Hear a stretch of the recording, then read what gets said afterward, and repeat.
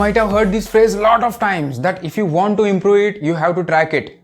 But the main question is how to track anything, how we can track our inputs, how to measure our inputs, how to measure outputs. So in this case, lead and lag indicator comes in place. So at the end of this video, you will know how to measure anything, how you can make your plan of action better with the help of lead and lag indicators. So let's begin.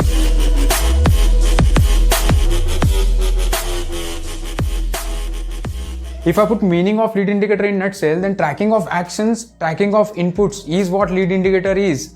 Say for example, I am a salesman. What is more important for me? Two things. First, how many customers I am meeting in a week, and second, how much sale I am making. So how many customers I am meeting in a week, I am tracking this. In first week, I am meeting 30 customers. In second week, I am meeting 40 customers. In third week, I am meeting 50 customers. So I am tracking it and I am improving it. So this is what my lead indicator is.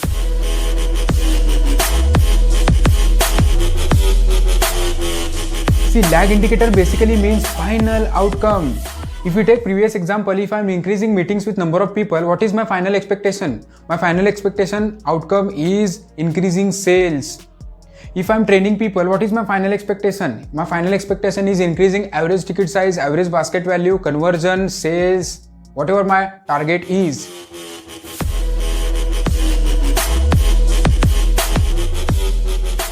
So the main question is how to use lead and lag indicators practically. You might have got some idea on the basis of previous examples we have seen. So let's see some more examples.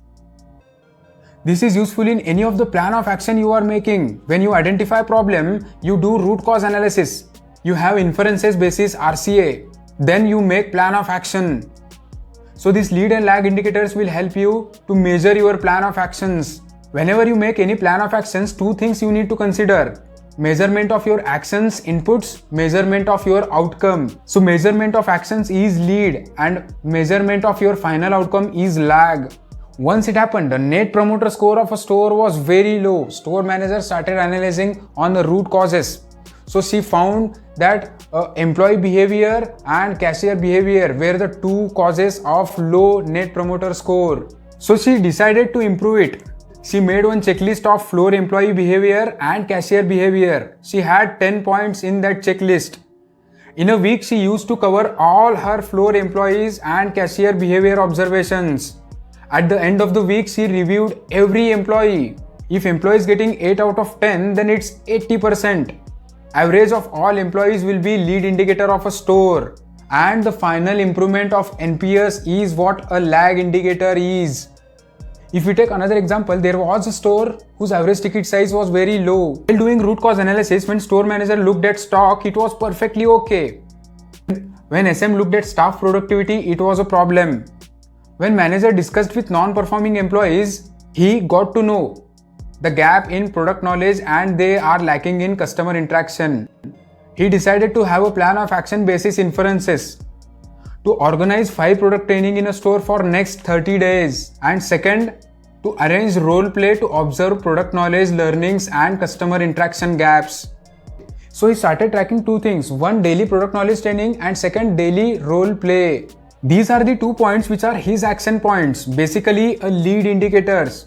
When he looked at end of the week, he implemented 5 product training and role play for 5 days. Out of 7 days he decided. For 2 days due to some reasons, he skipped it. So you may say my lead indicator at 71%. Simply use number of activities you actually performed upon total number of planned activities.